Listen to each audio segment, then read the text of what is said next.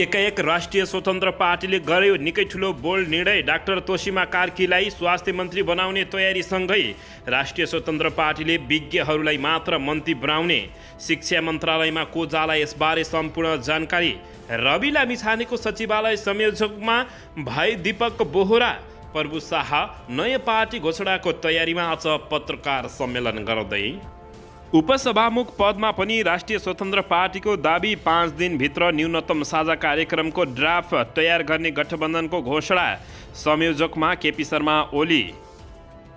मन्त्रीमण्डल विस्तार विश्वासको मत पछाडि मात्रै हुन सक्ने गृहमन्त्री रवि लामिछानेको घोषणा। पार्टीका सांसदबाट जनै 20,000 रुपियाँ उठाउने राप्रपा नेपालको घोषणा। प्रभु शाहले नयाँ पार्टी घोषणा गर्ने तयारीमा, तर केपी शर्मा ओली र पुष्पकमल दाहाल प्रचण्ड भने रोक्ने तयारी।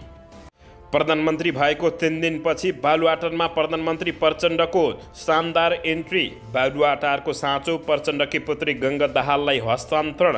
प्रधानमन्त्री पुष्पकमल दाहाल प्रचण्डसँग नेकपा एमालेका ठुला नेता महेश बस्नेतसँग भयो भेटवार्ता। प्रचण्डले गठबन्धनको मर्म बुझ्न सकेनन्। काङ्ग्रेसले राष्ट्रपति राखेर अरू पद दिएको भए हुने शेखर कोइरालाको अभिव्यक्ति। राहदानी विभाग अनुगमनमा निस्किए गृहमन्त्री रवि लामिछाने। कार्यकर्तालाई माधव कुमार नेपालको ब्रिफिङ। केपी शर्मा ओली र प्रचण्ड इमान्दार भए वाम एकता हुन्छ। प्रचण्ड र ओली बीच प्रदेश भागभण्डाको मोटामोटी सहमति। जसपा र जनमतलाई पनि छुट्याए भाग। राप्रपा सङ्घ र साथै प्रदेश सरकारमा सहभागी हुने गर्यो घोषणा। र नयाँ सरकारले निकै नयाँ नौलो र काम गर्दै। सबै नेताहरू एकै ठाउँ, युवा नेताहरू पनि निकै जुझारु। अब हेर्नुहोस् पुरा समाचार। दर्शकबिन नमस्कार। तपाईहरू यति बेला युवा नेपाली युट्युब च्यानल हेर्दै हुनुहुन्छ। दर्शकबिन यदि हाम्रो च्यानल युवा नेपालीसँग अझै पनि सब्सक्राइब गरेर जोडिनु भएको छैन भने सब्सक्राइब गरी जोडिनुहोला। साथै सँगै रहेको बेल आइकनलाई दबाउन पनि नभुल्नुहोला। दर्शकबिन तपाईहरूले हामीलाई कहाँदेखि हेर्दै हुनुहुन्छ, कस्तो अवस्थामा हेर्दै हुनुहुन्छ, देशदेखि हेर्दै हुनुहुन्छ या विदेशदेखि हेर्दै हुनुहुन्छ। दर्शकबिन यदि तपाईँहरूले हामीलाई रेगुलर हेर्नुहुन्छ भने रेगुलर र पहिलोपटक हेर्दै हुनुहुन्छ भने पहिलोपटक भनी कमेन्ट बक्समा गई कमेन्ट गरी हाम्रो मेहनतको लागि एउटा सानो लाइक गर्न पनि नभुल्नुहोला। दर्शकबिन आउनुहोस् पहिलो खबरतर्फ लागौँ। 7 दलीय सत्तारूढ दल गठबन्धनको बैठकले 5 दिनभित्र सरकारको न्यूनतम साझा कार्यक्रमको ड्राफ्ट तयार पार्ने घोषणा गरेको छ। आज बिहिबार प्रधानमन्त्रीको सरकारी निवास बालुवाटारमा बसेको सत्ता गठबन्धनको बैठकले 5 दिनभित्र न्यूनतम सरकारका साझा कार्यक्रमको ड्राफ्ट तयार गर्ने निर्णय गरेको उपप्रधान तथा गृहमन्त्री रवि लामिछानेले बताएका छन्। प्रधानमन्त्री पुष्पकमल दाहाल प्रचण्डको अध्यक्षतामा बसेको बैठकले सरकारको साझा कार्यक्रम तय गर्नका लागि कार्यदल समेत गठन गरेको छ। कार्यदलको संयोजक नेकपा एमालेका अध्यक्ष एवं पूर्व प्रधानमन्त्री केपी शर्मा ओली रहेका छन् भने गठबन्धनकै दलबाट एक जना प्रतिनिधि रहने भएका छन्। उक्त कार्यदलले 5 दिनभित्रै कार्यक्रमको ड्राफ्ट तयार गर्नुपर्ने हुन्छ। उक्त ड्राफ्टमा हरेक राजनीतिक दलका एजेन्डा समेट्ने बारे समेत छलफल भएको मन्त्री रवि लामिछानेले जानकारी दिएका हुन्। त्यसैगरी बैठकमा मन्त्रीमण्डल विस्तारबारे समेत छलफल भएको खबर प्राप्त भएको छ। दर्शकबिन यसैबीच आउनुहोस् अर्को समाचारतर्फ लागौँ। राष्ट्रिय स्वतन्त्र पार्टीले विज्ञहरूलाई मात्रै मन्त्री बनाउनेछ। राष्ट्रिय स्वतन्त्र पार्टीले विज्ञताका आधारमा आफ्ना सांसदहरूलाई मन्त्रालयको जिम्मेवारी दिने भएको छ। कति मन्त्री पाउने र सांसदमा कस्तो भूमिका प्राप्त हुने भन्ने तय भएपछि सांसदहरूलाई जिम्मेवारी दिने बारे विज्ञतालाई हेरिने महामन्त्री तथा पार्टी प्रवक्ता मुकुल ढकालले जानकारी दिएका हुन्। राष्ट्रिय स्वतन्त्र पार्टीले उपप्रधान तथा गृहमन्त्री पार्टी सभापति रवि लामिछानेलाई पठाइसकेको छ।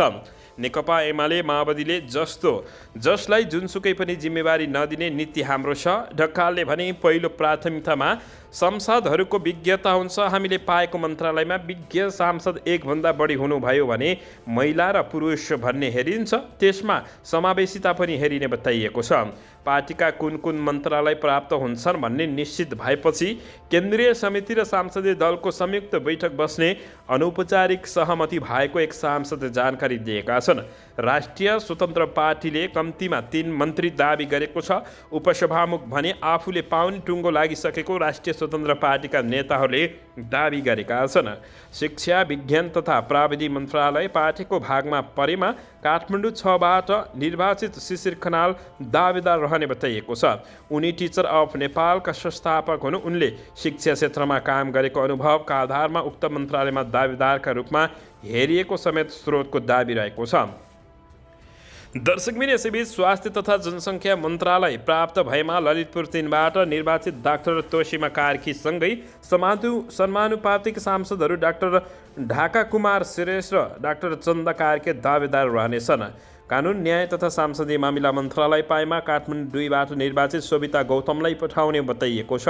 उपसभामुखमा पनि उनीसहित समानुपातिक सांसद सुमन श्रेष्ठको चर्चा चलिरहेको राष्ट्रिय स्वतन्त्र पार्टीका सांसदहरूले जानकारी दिएका छन्। समानुपातिक सांसद मनिष झाले विगतको अनुभवका आधारमा युवा तथा खेलकुद मन्त्रालयमा दाबी छ। पूर्व खेलाडी समेत रहेका उनी फ्याक्ट्स नेपालका संस्थापक समेत हुन्। त्यसैले सांस्कृतिक पर्यटन तथा नागरिक उड्डयन मन्त्रालय पार्टीको भागमा आउँदो सांस्कृतिक क्षेत्रमा काम गरेका काठमाडौँ 8बाट निर्वाचित विराज भक्त श्रेष्ठ पर्यटन व्यवसायमा संलग्न समानुपातिक सांसद डोल प्रसाद अर्यालले विज्ञता पुग्ने बताइएको छ। दर्शकबिन राष्ट्रिय स्वतन्त्र पार्टीबाट अब निकै दावेदार रहेको स्वास्थ्य मन्त्रालय डाक्टर तोसीमा कार्कीले पाउने जानकारी हुन लागेको छ। दर्शकबिन यसैबीच यता रवि लामिछानेको सचिवालयमा संयोजक दीपक बोहरा भएका छन्। उप प्रधानमन्त्री तथा गृहमन्त्री सचिव रवि लामिछानेले आफ्नो सचिवालय संयोजकमा दीपक बोहरालाई नियुक्त गरेका हुन्।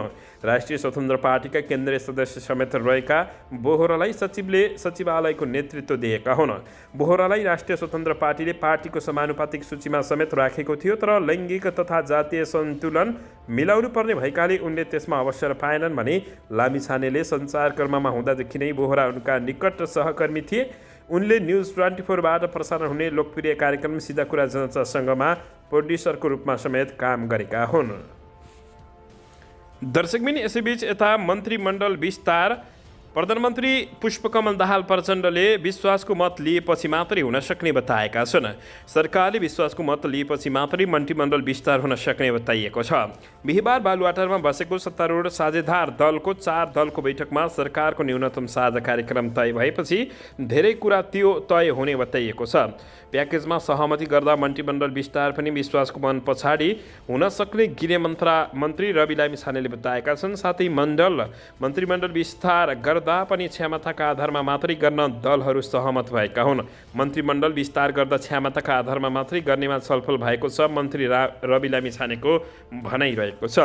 पछाडि या अगाडि भन्ने कुरा होइन कि हामीले मन्त्रीमण्डल विस्तार गर्दा विशेषज्ञहरू भए राम्रो हुन्छ, विज्ञहरू भए राम्रो हुने बताइएको छ। एउटा मान्छेले एउटा मन्त्रालय सम्हाल्ने र फेरि उसैले अर्को मन्त्रालय सम्हाल्ने प्रवृत्ति छ, त्यसमा मिनिमाइज गर्ने प्रयास गरिरहेका छौँ। गृहमन्त्री रवि लामिछानेको अभिव्यक्ति रहेको हो।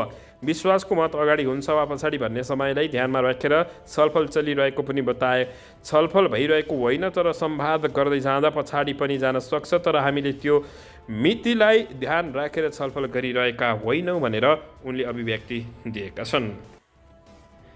दर्शकबिन अन्ततः पुष्पकमल दाहाल प्रचण्डले 4 बुँदे रिपोर्ट निकाल्दै फेरि वाम गठबन्धन अगाडि बढाउने अवसर आएको निष्कर्ष निकालेका छन्। प्रधानमन्त्री तथा नेकपा माओवादी केन्द्रका अध्यक्ष पुष्पकमल दाहाल प्रचण्डले फेरि वाम गठबन्धन निर्माणको अवसर आएको बताएका छन्।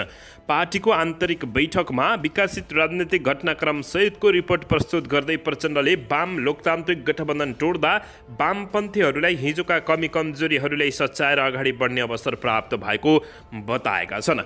बैठकमा प्रचण्डले 4 बुँदे रिपोर्ट पेश गर्दै पौष 10बाट मुलुक नयाँ परिस्थितिमा प्रवेश गरेको र तत्कालीन वाम लोकतान्त्रिक गठबन्धनलाई जोगाउन अन्तिम समयसम्म आफूहरूले पहल र प्रयत्न गरे पनि नेपाली काङ्ग्रेसका सभापति शेरबहादुर देउबाको हटका कारणले गठबन्धन टुट्ट पुगेको निष्कर्ष सुनाएका हुन्।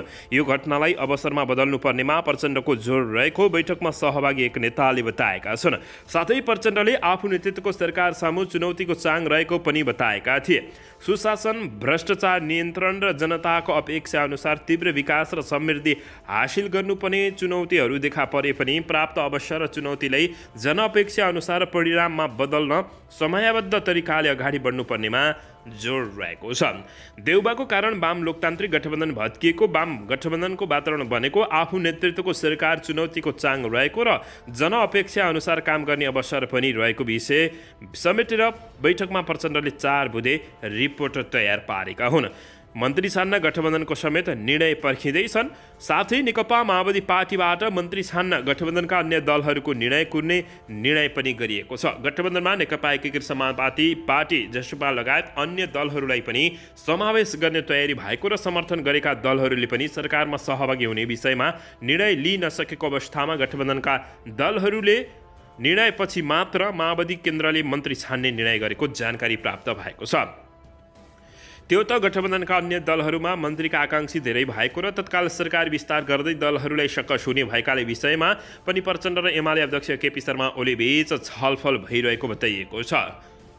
पोथी विद्यादेवी भण्डारीले प्रतिनिधि सभाको बैठक 25 पुसमा आह्वान गरेकाले त्यस लगत्तै विश्वासको मत लिने र त्यसपछि मात्र मन्त्रीमण्डल विस्तार गर्ने विषयमा केपी शर्मा ओली प्रचण्ड सहमत भएको प्रधानमन्त्री पुष्पकमल दाहाल प्रचण्डको सचिवालयले जानकारी दिएको छ। यस विषयमा गठबन्धनका अन्य दलसँग पनि परामर्श गर्ने तयारीमा प्रधानमन्त्री प्रचण्ड जुटेको खबर प्राप्त भएको छ।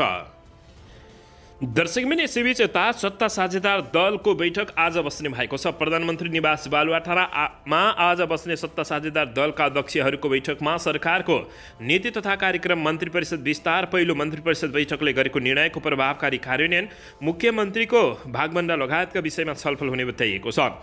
साथै सरकारमा सहभागी रहेका कुन दलले कति कुन मन्त्रालय पाउने विषयमा पनि विस्तृत छलफल हुने जानकारी प्राप्त भएको छ।